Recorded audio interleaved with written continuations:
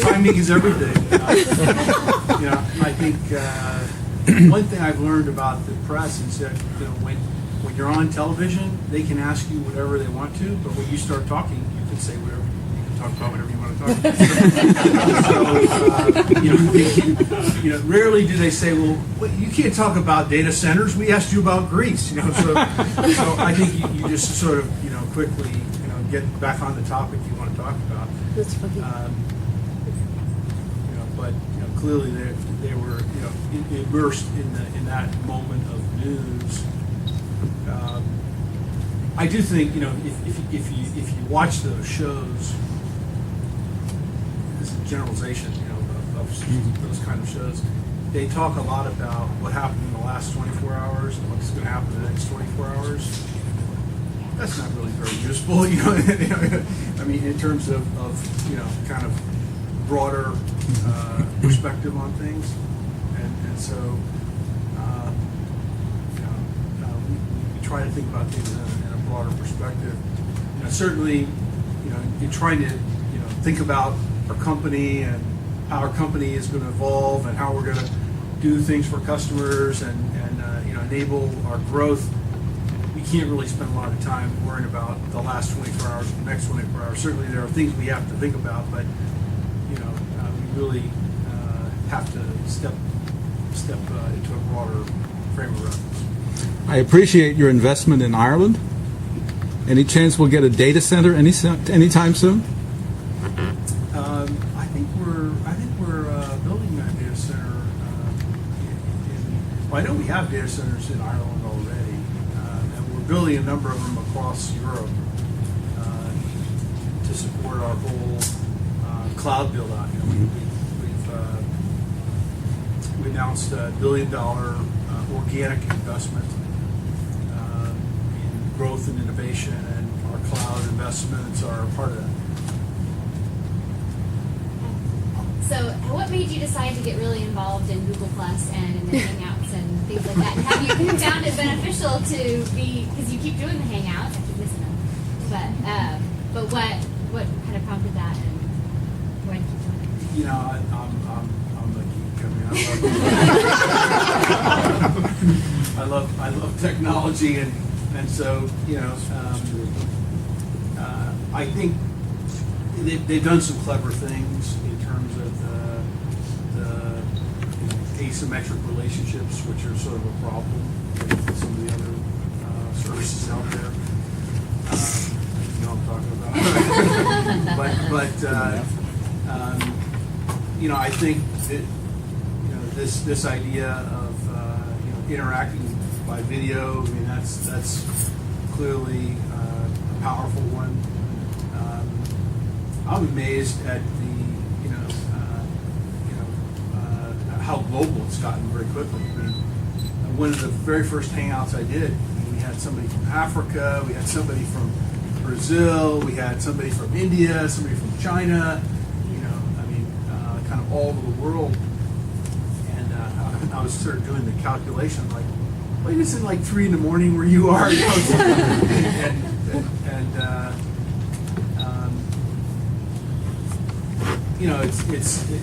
It's fun and interesting and amazing to see how technology is enabling collaboration. If you think about social, well, what is social? Well, it goes pretty closely with collaboration, and certainly if you look at what technology has been enabling in all sorts of fields, it's this ability to collaborate and share and co-create, and that's a big part of how teams get work done. And certainly at Dell, as a global company, very common for teams to be spread out all over the world and doing work and building those skills and those capabilities. That just enables all kinds of growth. I noticed I was looking at the slides from your analyst conference, and it seemed like Dell's kind of going in a way where they're cutting down options as far as when you're designing your computer on Dell.com to streamline the process. And it does have like a benefit to the average consumer because less choices means less headaches going through the purchase process. but I also read your book about the Dell way and how you launched the business, and a lot of it seemed like it was based off of, instead of walking into a store and just buying this thing that's already been built and you have to buy this product this way, you had a business where you could go online and you could tailor the product to your individual needs. Like, it used to be I could choose between a Western Digital hard drive or a Seagate hard drive. Yeah. Like, I could choose RD-RAM or SSD-RAM. RD-RAM unfortunately went away, but it's kind of like, I feel like Dell's kind of marketing to that middle consumer. Sorry. Is Dell going more towards the way where they want to streamline the process and just become more of a manufacturer that has a retail base and an online store base, or is there going to be an effort to offer more options to maybe more advanced consumers, and then for the more technology illiterate side, kind of like your basic cookie cutter models? You know, what we found is that there really isn't one size fits all. So there are kind of advanced, geeky users who want to get in there and sort of configure every component, ingredient, and we say bring them on, right? Mm-hmm. That's sort of a core base of customers that we've dealt with for a long time. But there are a lot of users who sort of say, this is a tool for me. This is all really confusing. Help me out here a little bit, and give me a couple of relatively easy choices. And that's really resonated well with particularly families with kids, and as the price point comes down, we find many users, they're not as interested in specifying every detail as much as let's say geekier users. So we're going to offer a variety of ways to do it. So when you have like the 4 different options that are pre-configured, do you usually notice you have like maybe one that says like the best, the most powerful, whatever? Do you usually There's see? always the best one. Well, like That's the one you should. That's the one you want. So. like recently I was buying the 15Z and I saw that I think the 3rd out of 4 was saying it was maybe the combination of the best deal. And The most 1080p screen is awesome. Unabashedly, no question. 1080p screen, unbelievable. Just curious from a marketing Try it. perspective, the one that's highlighted on there, does that get much more of a lift in sales versus Oh, the you other? mean like if we recommend one versus another? Yeah, if you have like the Yeah, 4 absolutely. configurations. Yeah, I mean, I think, well, we found a couple things. One is you've probably seen how we've integrated user reviews, Yeah. and we were pretty forward thinking on that, and we've had an enormous number of users, create content on the site. Not only do we learn from that, but other users find it really valuable. And it's not unlike when you go to Amazon, you look at something, you go, what the other people say, right? Is this thing really good or not? And so, we've implemented that. But yeah, when other users like something or recommend it, when we recommend it, when it gets awards like the PC Magazine Editor's Choice Award or PC World, CNET, those kinds of things, then definitely that drives sales. Question for you. As the business moves toward more enterprise-based, like healthcare and things like that, how committed are you to the customer service experience of the average home user, the consumer that you have now, and especially as those sales go down a little bit?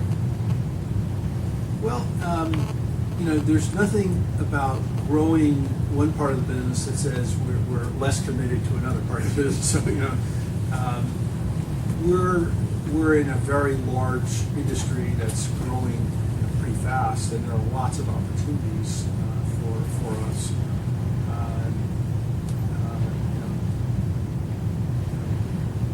We serve everything from the smallest users to the largest users.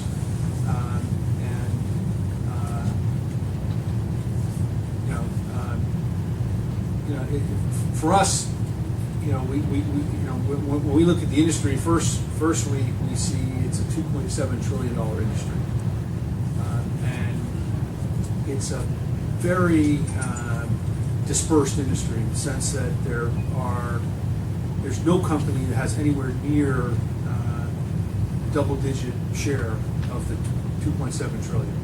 There's a handful of companies in the United States that have more than 1% of the 2.7 trillion. We happen to be one of them.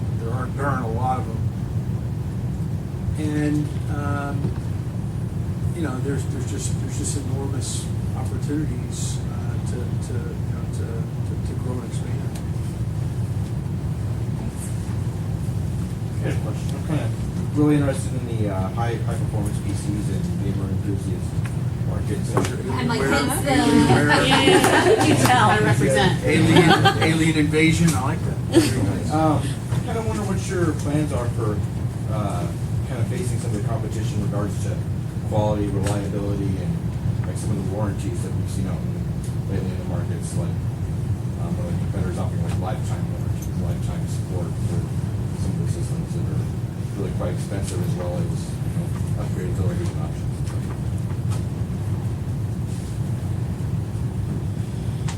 I think in the gamer market, there's always been this interest in upgradability and chassis accessibility, and with video, RAM, drives, and we kind of cater to that, with Alienware, to some extent with the XPS desktop line to make it kind of super easy. Offering a variety of service options and that kind of thing. I don't know that we've seen lifetime warranties as a big something of great interest, but we'll obviously respond demand we see there. It hears if you're lucky. Yeah. Looking 10 years ahead at Dell's company, what is it that you are most excited about that you think will happen? Well, I think if you go back to sort of look at the entire industry and sort of what does technology do, it's kind of the fulcrum for all progress in the world. At least as I think about it, sort of tech news. It's really I understand that, I think. You can relate. So think about education, think about medicine, think about challenges in energy and the environment. All of these things are going to be progressed, and you can sort of say, almost all progression in the world has some technological element. So we get pretty excited about that, and to be able to create some of the products and services that help move those things forward. That's incredibly exciting for us. And we may not create, all of those inventions or creations, but we do get to create the tools, that get used inside, all of those great scientific organizations. And so we're continually amazed at what our customers do with our products and our solutions and all the great things they're doing. So, our job is to kind of enable them, and I think it's pretty much limitless in terms of the opportunity that creates in our world and in our society, assuming government doesn't hold us back too much. I won't get into politics. To that end, starting in the healthcare direction with a couple of different services, Yeah. installation. How is that going, and do you see continued expansion in that direction? Yeah, I mean, the way you can think about this is, the whole industry, very simplistically, is kind of hardware, software, and services. And more of the value of the industry is kind of moving to the software and services. And the way to think about it in healthcare is, what are they actually trying to do? What job is the hospital or the doctor or the caregiver actually trying to do? Well, they're trying to have better outcomes for their patient. Okay? They don't actually want faster computers or more storage or shinier computers or whatever. Right? They want better outcomes for the patient. So in everything we're doing, we're working to understand what job is the customer actually trying to do, whether it's in healthcare or education or working with a manufacturing company or any kind of customer. And so if you explore that, you get more deeply into that, and say, well, what they're trying to do is these better outcomes. And so what does that mean? Well, they need health information systems for the whole hospital.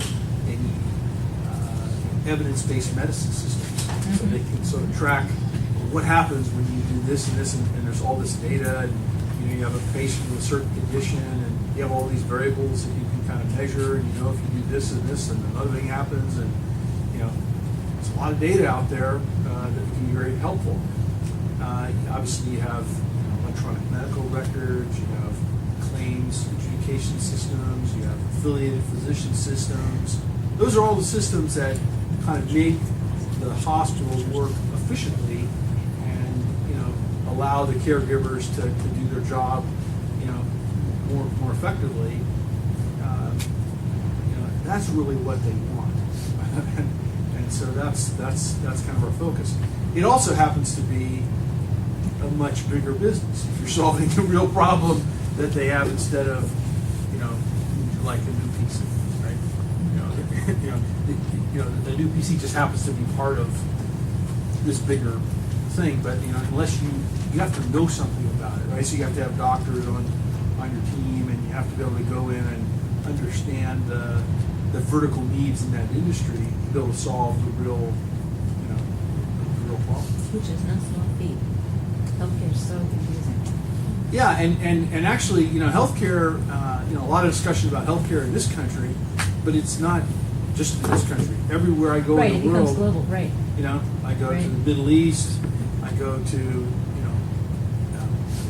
South America, I go to, Asia, Europe, healthcare is a topic everywhere, and everyone kind of knows that IT is a big opportunity in healthcare because it hasn't been utilized as much, and often you have these kind of silos of Yeah. information that exist within particular medical disciplines. Yep. And we're sort of taking this holistic view of all the various disciplines, looking at the data layer, and how do you connect all this together, and how do you create a health information system that really, really works, whether And get it's at a buy-in, yeah. community level or hospital level or at a country level. And that's where the partnering will become really fascinating in the future, that we were talking about, as it goes global. The other thing you find in healthcare is different from commercial. When you serve commercial customers, they're trying to compete with each other, to win business. Like if I'm in a commercial business, but you want to win my business, I want to win your business. Healthcare, it's a little different. They tend to collaborate, a bit more, and they think about it as a system together. Same is somewhat true in education. Although with healthcare, you get into the warring egos, which is always fun. What do you think about this day and age where we've got all these people making internet applications? We see stuff where 5 years ago you'd have to go to Blockbuster to rent a movie. Now people are just sitting there and clicking a button on their remote and they've got the movie on their TV streamed instantly. But while we see innovation moving towards like cloud-based services, internet streaming, we're starting to see corporate internet service providers cap our bandwidth and levy really harsh fees against you. Do you see that being something that's going to kind of hurt the tech industry if we get development, but yet stuff like bandwidth and the tools that we need to make these applications and get them to work and usable kind of limited or charged more for? Well, I think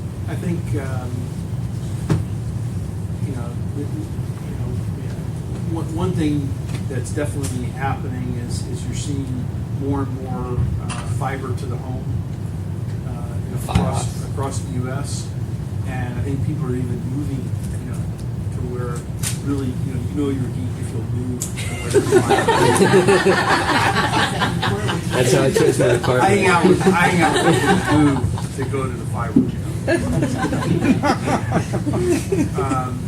That's serious commitment right there. I think the only way you're going to solve the bandwidth problem is fiber to the home, because there's just not enough performance in the traditional compromise. The good news is that the fiber infrastructure across the country is pretty tremendous. Now we need that kind of last mile, and a number of companies are off doing that. I think that's probably the answer in terms of how you really open up demand. Michael, I had a question for you. Traditionally, it seemed that you probably dealt a lot with CIOs and the IT organizations and enterprises. Are you finding now that that's shifting out more to the business teams, driving requirements back in the other way? Well, when you go from the product to the real solution, yeah, you're dealing much more with the business unit leader and the business decision makers. But also, I'd say the role of IT is continuing to get elevated inside organizations where new generations of leaders are kind of figuring out that IT is really, really important, no matter what business they're in. And so it's got more of a seat at the table than it's ever had before. I was just curious because we just saw the social media listening center. I think Amy was saying like 25,000 mentions a day, which is amazing that you guys have invested in that. But do you think that also creates the issue of, now that you know that all this information is coming in, how do you route it internally to the people that need to see it? Yeah, that sounds pretty challenging. Good question for our team. I think. I'll answer it. So the beauty that command center is not a triage. The beauty is that we are empowering the teams across the organizations to be able to listen. The command center is assisting those individuals so that they are monitoring the right things. Because they're not the experts. The command center is not the expert in product areas and HVAC issues, whatever it is. So our strategy is rather empower everyone across the aisle to be able to listen to the customers. Just aggregate the big ears and then a whole bunch of small ears all across. Nice, Richard. Richard, we're going to get you a set of big ears. Yeah. You're going to watch you wear them around. Where are those every day. Mickey Mouse ears you have? That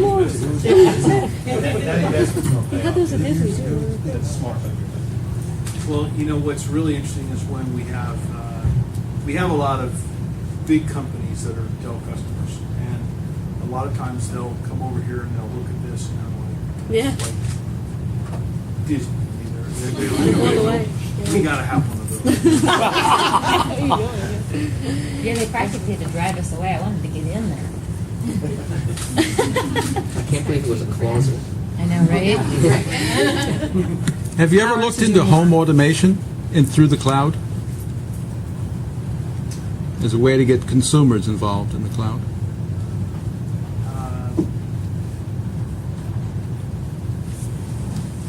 By home automation, Heating, alarm systems? I can't say we've looked at in depth. I mean, we certainly provide systems to a lot of companies that are involved in that sector, but haven't really explored that. 5 years ago, I thought everyone would have a home server by now. But now that we have the cloud, we could put it up.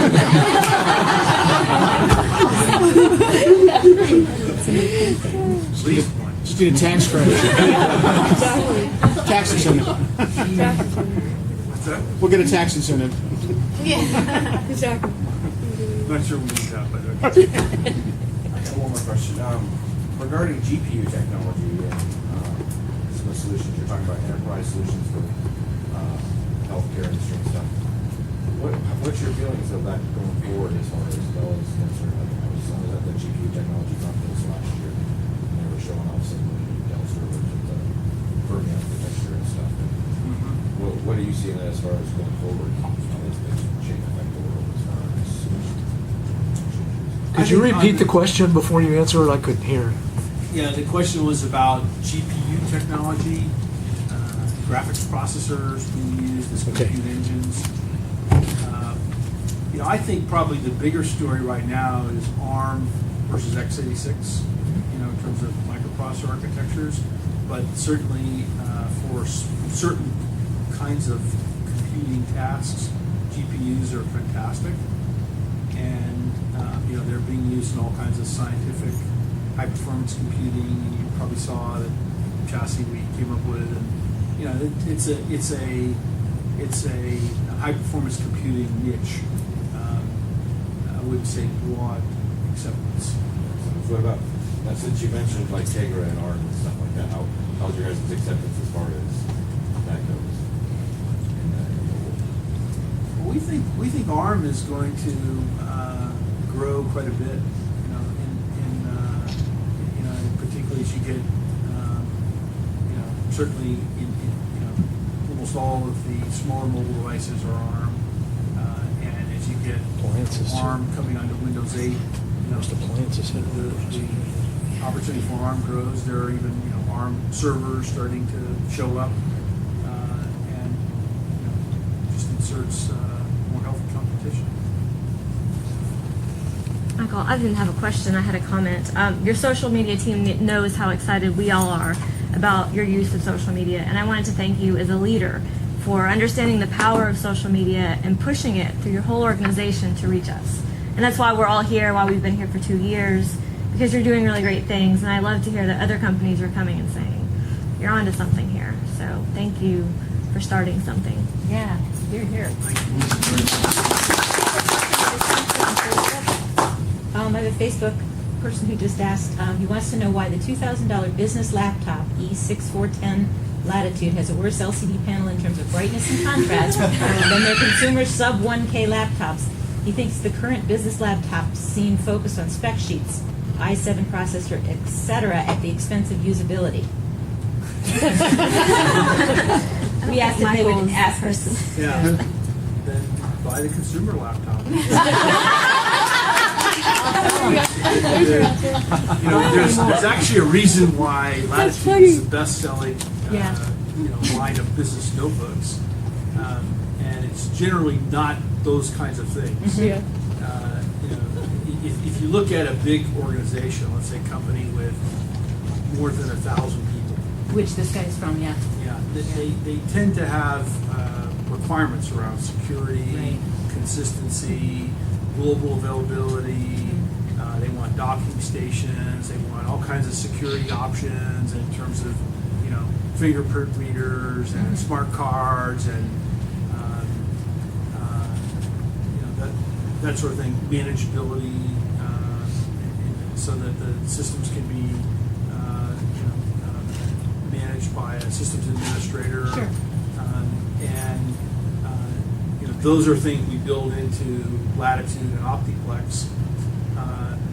When you go to the consumer doesn't really care about any of those things. Or even understand them, sure. They want a big screen, they want a fast processor, or they want an optical drive, or memory, whatever stuff they want, and those other. So that's why you have different products. So in order to have the things for the Latitude and to answer the business specs, it's at the expense of the brighter screen? I just want to make sure I understand it better.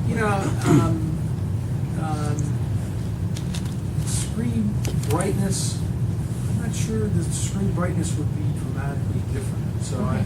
maybe that requires some further investigation. You can turn up the brightness too. I'm only reporting the question that was asked, and it's from an IT guy.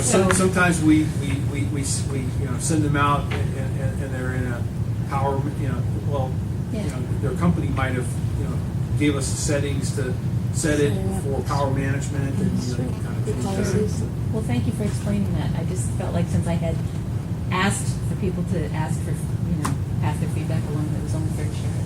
Sure. He sounds like a precision workstation. An IT guy with GE Healthcare, Precision workstation. who travels extensively.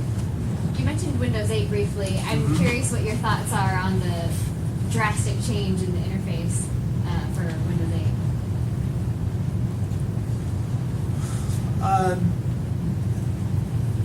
I think the core issue that has to be addressed in Windows 8 is a touch interface, And you know, if you think about navigating with a mouse versus your finger, it's a very, very different kind of paradigm. And you know, I think they've done a reasonably good job of that. Everything we've seen in Windows 8 looks very encouraging. I think the adoption will be you know, mostly consumers initially, because businesses are still busy implementing Windows 7.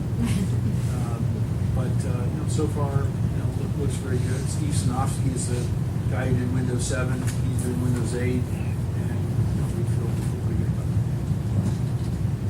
I have more of a comment than a question.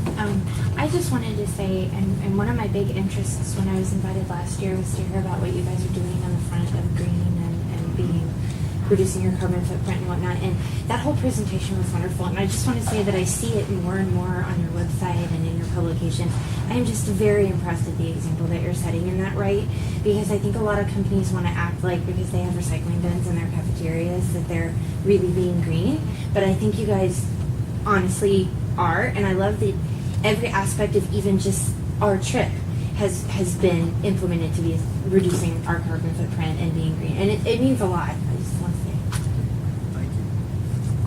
Thank you. I mean, it's what I found is that, you know, when our teams, you know, take on the intellectual challenge of how do you use fewer resources to get something done, they get excited by the challenge and they can come up with solutions that, you know, we never really thought of. And I might have said this last year, but a little bit of effort goes a long way in terms of the you know,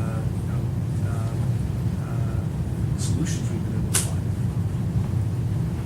So I think you know, more companies can you know, I think companies are maybe scared or reticent to go into this space, but you know, we've kind of explained to other companies that, you know, it's really not that hard, right? you can find all kinds of ways to use fewer resources, you know, reduce your environmental impact, and save money all at the same time. I think that's phenomenal because I just really don't think anyone else was doing that with the presence that you are, and I just think it's great. Did you talk a little bit, Susan kind of hit on this, about what was your thought process as far as when did you decide that social media was something you really need to invest in as far as connecting with your customers? Well, you know,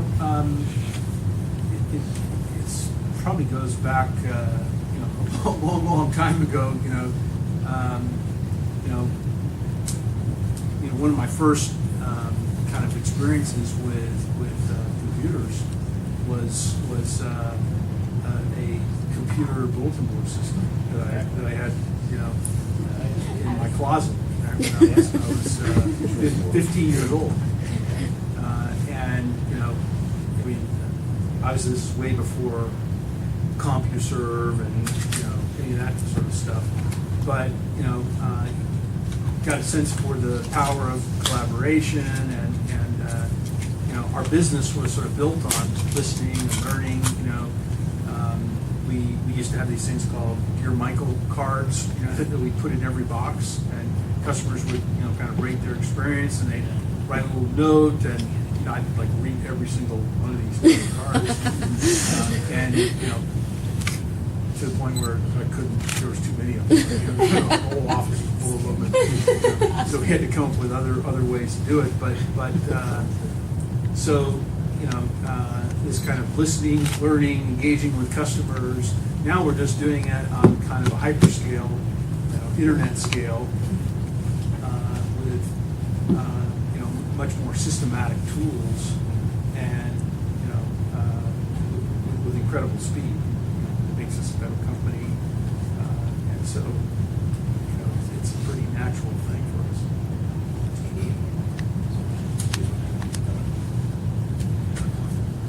We have time for maybe one. I want to ask about e-commerce. What's the split now between Dell selling in Best Buy as compared to on the site?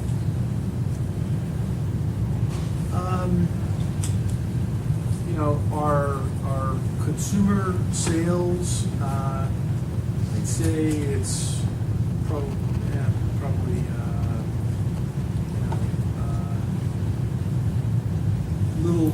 more than half are online. A little less than half is through retailers. And we still have people call us on the telephone.